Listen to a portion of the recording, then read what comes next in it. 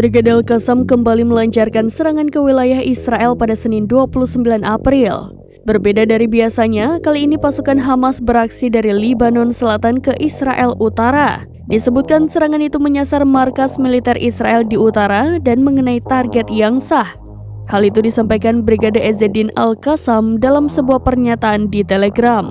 Hamas mengatakan tindakan tersebut sebagai tanggapan terhadap agresi Israel di Gaza dan tepi barat yang diduduki. Serangan itu pun dikonfirmasi oleh Israel. Pasukan pertahanan Israel menyebut ada sekitar 20 roket yang diluncurkan dari Lebanon ke wilayah Israel.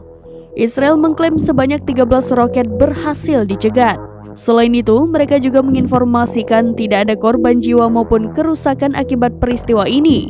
Diketahui lebih lanjut, serangan roket terbaru ini terjadi ketika para perunding Hamas tiba di Mesir pada hari Senin, di mana mereka dijadwalkan untuk menanggapi proposal terbaru Israel untuk gencatan senjata di Gaza dan pembebasan sandera. Serangan ini pun menuai pujian dari kelompok Hizbullah.